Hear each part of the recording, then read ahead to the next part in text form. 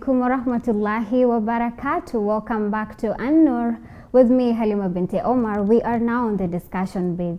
Islam believes the choice of a marriage partner is one of the most important decisions one can make in his or her lifetime, and it should not be taken lightly. But before making the decision of wanting to get married to a specific someone, there's the process of meeting them and also getting to know them. Islam also states that real love begins after marriage. But how can someone find that love without getting to know that person or meeting them? So we are going to be discussing about dating and marriage, and joining me for this discussion is an amazing panel of guests. I'll start by introducing our resident Sheikh Eid Yusuf from Masjid Munawar Mihango. Assalamu alaikum wa rahmatullahi wa barakatuh. Next to him I have Brother Idris Mohammed, who is a Hafidhul Quran. Assalamu alaikum wa rahmatullahi wa barakatuh. Next to Idris, there's Sheikh Yahya, who is a third-year student of Sharia Law in Islamic University of Kenya. Assalamu alaikum wa rahmatullahi wa barakatuh. And on my left, I have Sister Khadija Kaka, who is a business lady, and she describes herself as a professional farmer. Welcome to ANNOOR. Assalamu alaikum. Wa alaikum salam. So let me start off by the first question. I don't know if I'm throwing the question to Sheikh Eid Yusuf and Sheikh Yahya. Is there dating in Islam, and does Islam actually allow dating? MashaAllah. Very good question, Sheikh. Sheikh, please. Bismillah ar-Rahman ar-Rahim, wa bihi nasta'inu ala umuri ad-dunya wa ad-din. Wa ba'd. This topic has been discussed extensively by the ulamas and our great predecessors and scholars also of this time. And inshallah, dating, really it exists, and there is type of dating that is halal in Islam. Right. Taib. Khadija, do you believe in dating? Yes, I do. I do believe in dating. There are so many types of dating these days. The one we are talking today is online dating. If I emphasize on that, briefly or broadly, let me say broadly, the only way you can date on online dating is through, we have these WhatsApp groups, or most people meet on Facebook. So you take this number, you secretly you take the number from what do you call it? The specific prospect partner. Then you take it, you text or your WhatsApp, you start chatting, you chat. You want to know if you like the way you are vibing, you meet now, you agree to meet on some coffee dating or something, coffee briefing, just to emphasize or to confirm this is the actual person I'm talking to. If you like what you're seeing, then you can plan on the second date or the third date. But mostly, you can always ask a friend, a sister, to accompany you. I think that's now how we define halal dating according to our understanding. If Sheikh Yusuf, you can chip in maybe. Inshallah. Bismillahirrahmanirrahim. Ngipenda asome aya Idris inshallah. Kisha nizungumze. أعوذ بالله من الشيطان الرجيم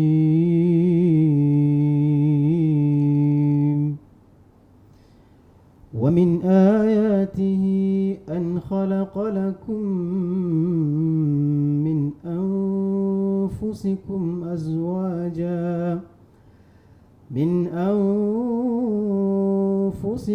أزواجا لتسكنوا إليها وجعل بينكم مودة ورحمة إن في ذلك لآيات لقوم يتفكرون. صدق الله العظيم. الآية من خطبة النساء إن شاء الله. أعوذ بالله من الشيطان الرجيم. ولا جناح عليكم فيما عرضتم به من خطبة النساء أو أكننتم في أنفسكم علم الله أنكم ستذكرونهن ولكن لا تواعدوهن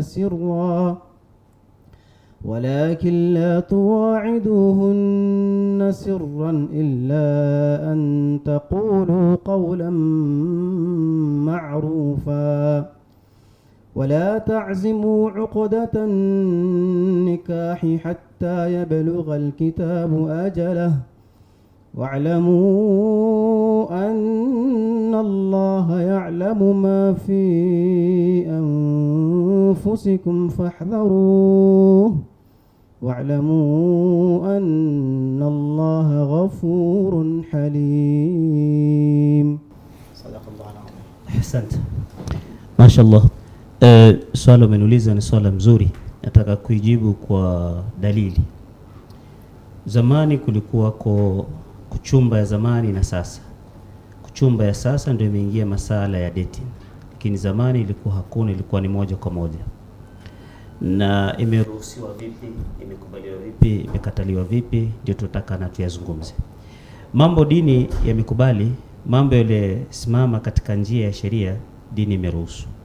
Mambo yanaenda kinyume na sheria, dini inaikataza.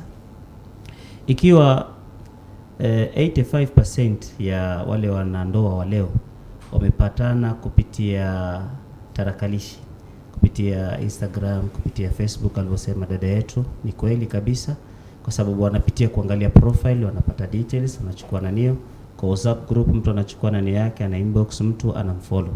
Kwa hivyo wanawasiliana kabla ya kuja nyumbani. Kuna mambo yanaruhusiwa, kuna mambo yaruhusiwi. Mambo yanaruhusiwa kwa mawasiliano yaruhusiwa. Kwa masala ya kutumiana labda picha za uchi hairuhusiwi katika dini. Kisha pili, wanakuja kule nyumbani, wanapata msichana, sasa mimi nimepata kijana baba, familia yake itakuja, basi siku fulani waje, tutaka kuzungumza na wao, mzee aongee nao kwa simu, kwa wazazi, kisha waje. Lakini zaidi ya vijana wetu 75% hawahushishi wazazi wao katika masala hii ya ndoa, mpaka mambo yakishaharibika yanatokea. Na pia wazazi alhamdulillah tumeweka wifi kwa nyumba, tumewanunulia watoto simu, mtoto atakaa bedroom peke yake, kumbe yuko nje ya nyumba zaidi kuliko vile yuko ndani ya nyumba. Na kweli kuna makosa yamepatikana na madhambi mengi yamepatikana, imeongezeka uzinzi, yani zina imeongezeka katika njia hiyo, na vile vile imepatikana mambo ya halali, ndoa zimepatikana katika njia ya tarakalishi, kwa muwasalatu, kuwasiliana na kuditiana katika njia za online. Ziko nchi za Ulaya zimeweka haswa dating ambazo kwamba ni halal kwa wale wanatakana kuoana, watu wako serious, sio ni mambo ya kuchezeana.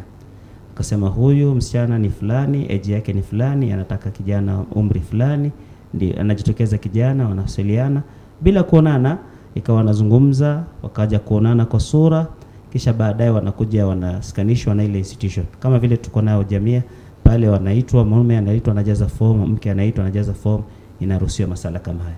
Lakini katika dini imeweka adabu kamili ya kuchumba, na ikaweka sharuti, ikaweka nguzo, na ikaweka kuharibika.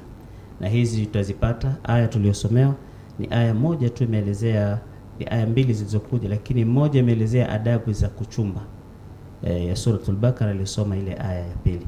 Aya mwanzo ameelezea utukufu wa mume alio Mungu aliupa mwanamume na mwanamke, na wakikaa pamoja wanapata zaidi ya love. Sababu kuna love hiyo umetaja, na kuna mawadda.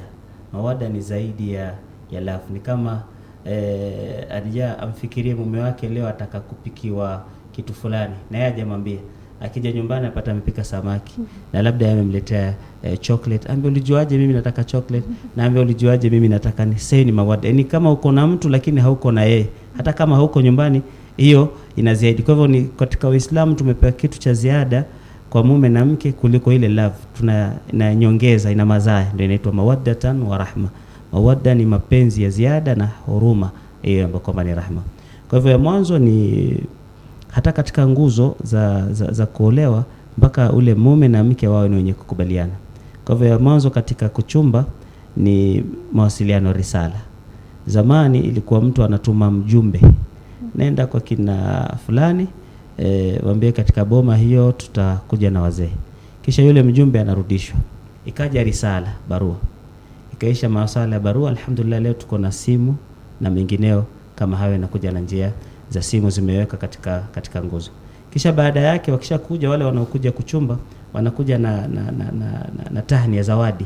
Ile zawadi ni non-refundable, hairudishwi. Zawadi kama ile. Kisha yeye ataitwa, kama ni msichana ataitwa msichana aje hapa, kijana ni huyu, umekubali kuolewa na Sheikh Idris. Akisema ndio amekubali, akinyamaza baba atamwamulia, kwa sababu kuna ile msichana amekubali lakini amenyamaza, hajakataa, hajasema ama yani ameridhia, lakini ana haya ya kujibu, anajibiwa na mzazi wake. Kama hiyo akishajibiwa ile, akishakubaliana wanahusiwa vile wanavyokuhusiwa, kisha inapangwa masala ya hizo process zingine za kuja kuona ndoa. Sasa wale watawacha zawadi, atakubaliwa. Kidini vitu kadhaa zimekatazwa. Mtu mwingine hawezi kuja achumbe katika hiyo boma Sheikh Idris amechumba, Mtume sallallahu amekataza. Na yeye kuna vitu anaruhusiwa kufanya. Aweza kumwambia yule msichana, cheka, nataka kuona meno zako. Amfungue meno kidogo, asija kawa kibogoyo. Sawa, aweza kaambia hivyo. Na wametofautiana ulama, ataweza kuelezea ndugu yetu Sheikh Yahya katika hizo sharut, hizo arkan, shurut na adab ndio zimewekwa. Ndio dini mwanamke ametukuzwa sana Uislamu katika masala. Si mtu utamorokota barabarani hana watu wake, lazima uende na channels na nafia. Na 80% za divorce, za talak zinatokea ni kwa sababu hazikupatikana khitba. Kwa sababu wao walikutana tu kwa barabara na wao wakaamua kuishi. Ndio unaona hata akikosana anambia mimi sikwenda kwenyu kubisha. Lakini ikiwa mtu alikuja kwenyu akakubishia na adabu, akaja na watu wake, utaonekana ni value, umethaminika. Na nafikiri dada yangu atagusia hapo value ya wanawake imepotea wapi, kisha ataweza kuzielezea, alafu mimi nafikiri nitarudi hapo. Shehe, hapo umetaja like, so it's okay if you meet someone online, whichever way mtamit. Mimi ningependa emphasize on how to go about your process. I've met this person, how do I go about to get to know them more, keeping things halal, ukiogopa Mwenyezi Mungu and everything, following protocol vile dini imesema. Because saizi times have changed, si enzi zenye baba angesuggest kijana fulani ukuje mwambie oaneni. So how do you go about getting to know this person? I mean, DM Instagram ama Facebook. Tumesema meet in an open place.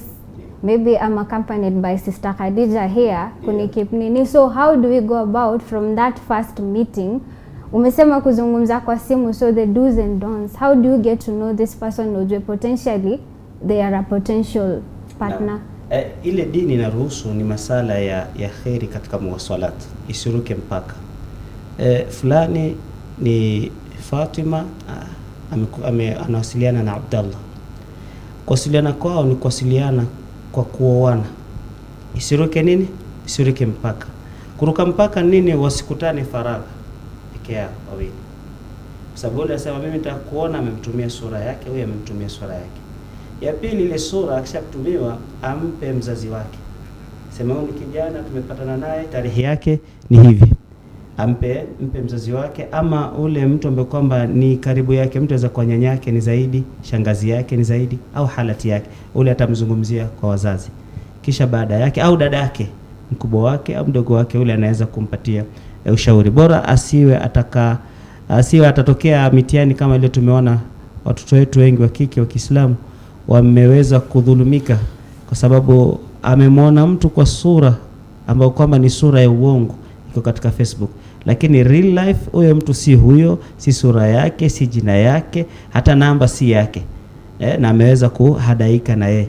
Ni kama mtu achukue simu ya mtu handsome sana, aiweke pale, mtu akiona mashallah mume wangu ni ule bana, kijana Kiarabu bana, akija si yeye. Wasikini, unajua pia katika hizi mambo ya social media watu wengi wanadanganyana. Zile profile nyingi hata education background si zile vile wameweka pale ukiziangalia. Kabla ya hapo nataka dada yetu Khadija atuelezee value ya watoto wa kike imepotea wapi kuhusu hii tu masala ya kuwasiliana, kwa sababu utapata mtu atapanda na mtu matatu, kisha kitoka wamejuana, kisha baada ya dhuhuri sijui atamuita baby, kisha itaendaje, kisha alafu nafikiri ndarudi kwako na wengine wachangie. Khadija. Naam. I want to talk on the young girls now. Yeah. I don't want to give specific age, but between the age of 16 and 28 there, the worth of a woman is lost. You meet a girl today, maybe you meet in a matatu or you meet in the morning. There is so much traffic in Nairobi these days. You exchange numbers, you start texting. At 10, what are you having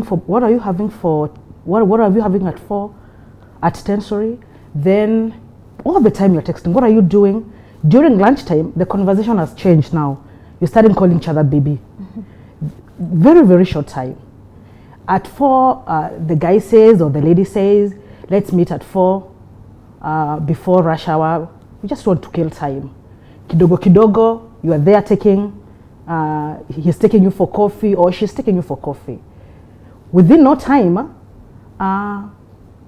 you're already engaged during the night. Come morning, you are strangers again. This, I don't know what is happening in the society. I don't know if the parents at home, they're not talking to their kids. There is no talk at home. I don't want to say about sex education because it's a whole other topic, but mostly it's all based on the social media.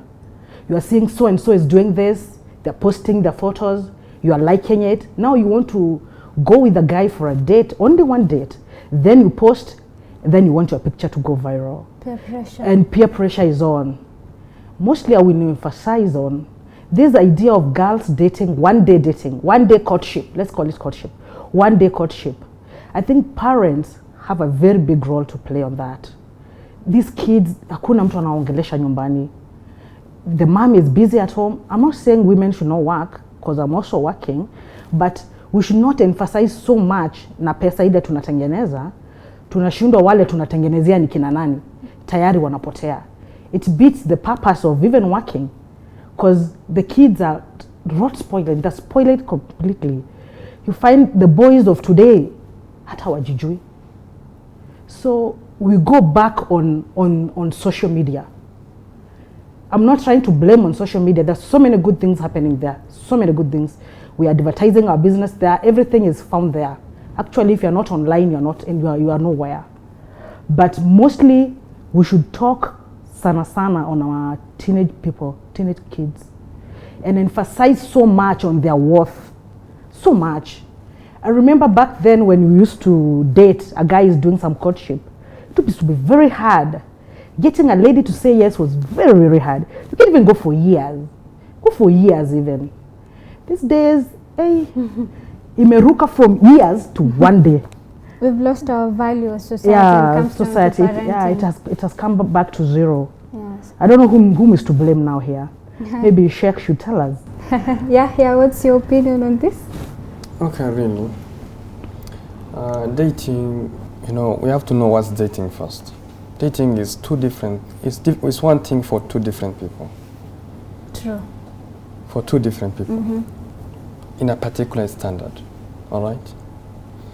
Then this dating has now came to our world that we are living in now. Today, you see most of us Muslim students, most of our even Muslim ladies and Muslim men who are already married are in these things. And dating, according to the Sharia, according to the Islamic law, is dating halal? Is this dating? Is it truly love, or is it a relationship, or is it what? Is dating marriage? The other time I commented on that. There's a type of dating that's halal. All right. This type of dating is that which goes with the Sharia and which cannot break the limits of the Sharia, as the Sheikh has alluded to. So as we see now, we get a boy, or it's a guy, really a gentleman, maybe a university student, a high school student boy, and a girl also the same way. They now get each other through this matrimonial website. Today, na'udhu billah, we have this thing that's called social media. Somehow, it's an apparatus that we are using it to make da'wah very easy for us. And somehow also, it's an evil. And many, many things and destruction is going through there. The reason is that we who use social media, we Muslims, mostly why we are addressing it.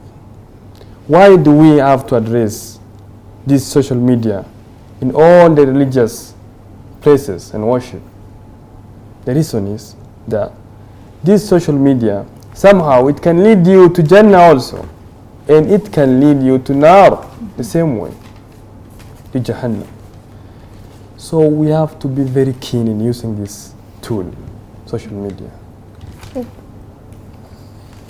Okay, as my sister Khadija, she talked about people dating now.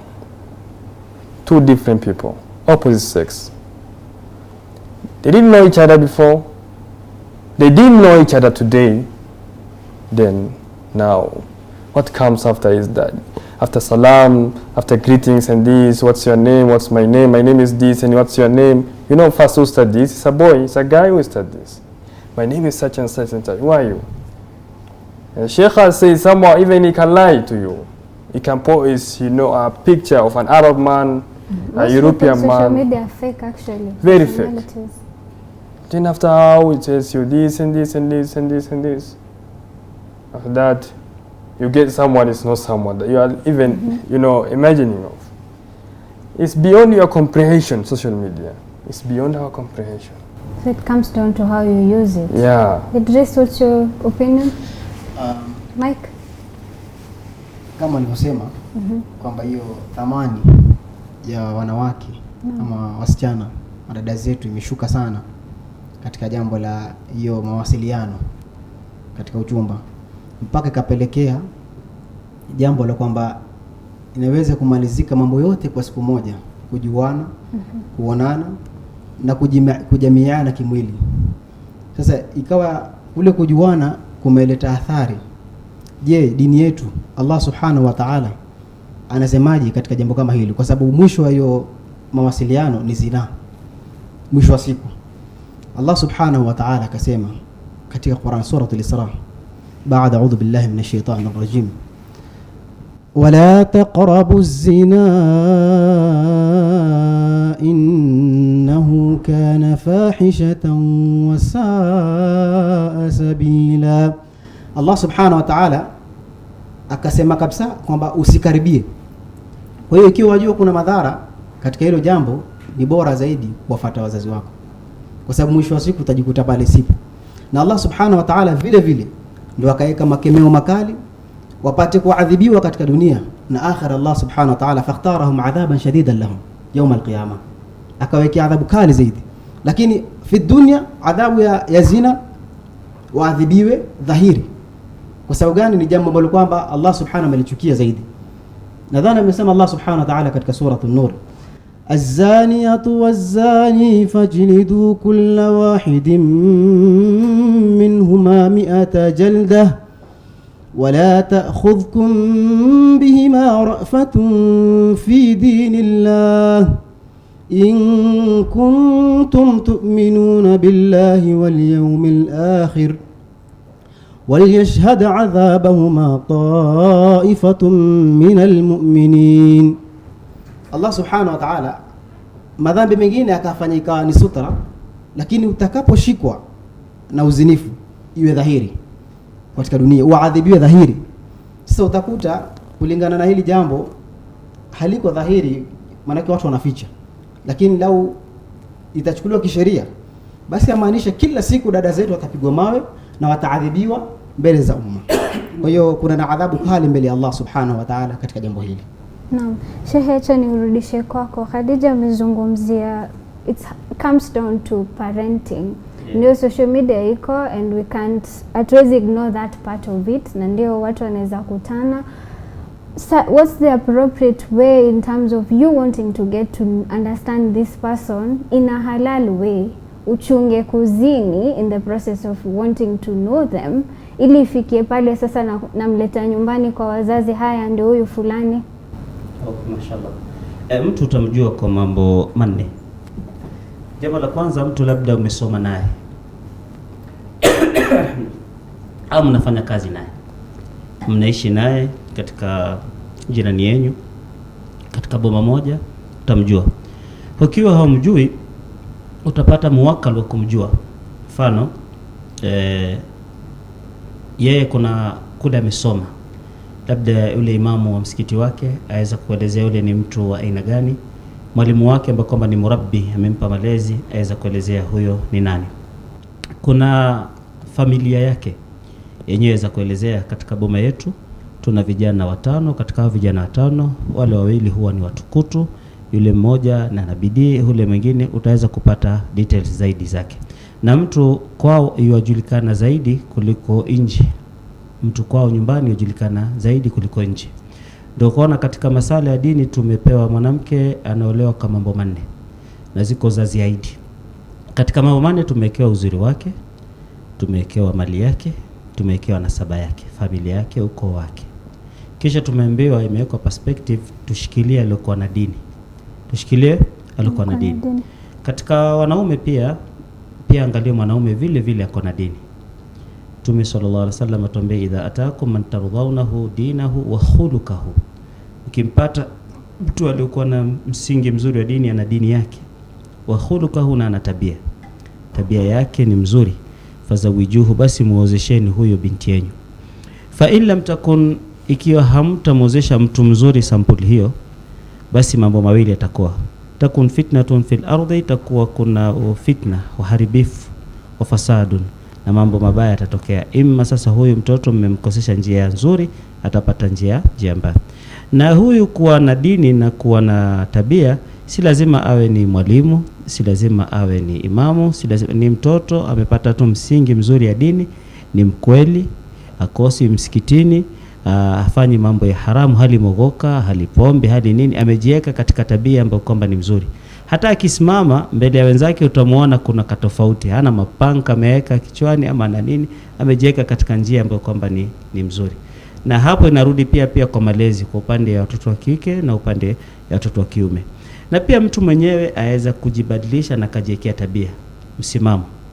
Kijana aweza sema mimi ameshikana na wote wale wanaovuta bangi, lakini akasema mimi sivuti bangi, na ikawa yeye ni msimamo wake hatavuta bangi. Na hata wale wengine wakamkejeli, akabakia tu na msimamo wake, mimi situmii. Lakini sasa kwa sababu anakuwa na ile group, ataweza kuonekaniwa na wengine kwamba huyo amepotea, pia anavutaga. Lakini kweli afanye nini? Afanye hivyo. Na pia ni mzuri pia vijana wajue ni nani anatembea naye. Mtu pia atakana marafiki. Rafiki atakayekuongoza katika mambo yako ya dunia, rafiki atakayekuongoza katika masala yako ya dini. Dini nasema hivi, da ma yuribuk, fanya kitu na hakika nayo. Ni mume anataka kukuoa, fanya hakika yake. Njoo nyumbani, mlango wetu ni hapa, ni wazi, ni hivi. Da ma yuribuk ila ma la yuribuk, fanya una hakika nayo, wacha usiokuwa na hakika, kwa sababu Uislamu haina time ya kucheza, hakuna game. Sawa? Uislamu haina mambo ya tuchezeane nini masala, haina mambo haya. Hata dini zingine pia zimekataza. Naam, Khadija, if I can engage you, what are some of the values someone is supposed to go out for looking for in a potential spouse? Is this online or? Whether you meet online or whichever way, hata kama ni kwa matatu. Okay. First and foremost, when you meet someone that you think they are ready, that you want to be serious with them, I think the first question comes to religion. By religion, I say, you're not just a Muslim. Are you a God-fearing person? Because that is the center of everything. There are some things someone can do to you just because they are God-fearing, they're afraid of doing them to you. First and foremost, you need to know, is this person a God-fearing person? By God-fearing, it breaks down to you cannot be a God-fearing person if you're dishonest. So the main purpose of its first key, I would urge people, is God-fearing. It can be any religion because it cuts cross on God-fearing, but mostly it's God-fearing. Second, I think mostly where they come from. It's not a tribe and their background. I don't think is a big factor, because Islam does not really care if you are, as long as we are praying to one God. I don't think tribalism, tribe really counts. I'm thinking first of all is religion, second of all manners, that is good manners. Third, how I think your lineage of your family, Malezi, lineage of your family, Malezi, and your status. By status I mean money. Where are you earning? Where are you getting your money? It can be, I also want to emphasize on money.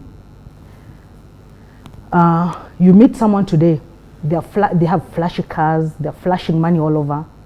This is on, you go again, you meet again, they have a different car, they're flashing money. I don't think, first of all, it should ring alarm, or you smell coffee here. There's something brewing here. We should not be key to say, Alhamdulillah, found a rich man. You should ask yourself first, where is this money coming from?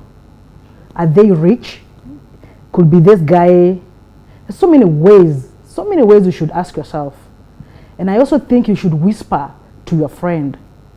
Maybe when you think of, you ask your friend, my friend is doing this, I have this guy is doing this one and this one. So you come up with ideas and you start to figure out, where is this money coming from? You might get yourself in trouble just because you think this easy money coming, it's gonna lead you to... Is it halal or haram? It has to be halal. But mostly you need to... I don't think asking the guy straight away where his money is coming from is going to answer.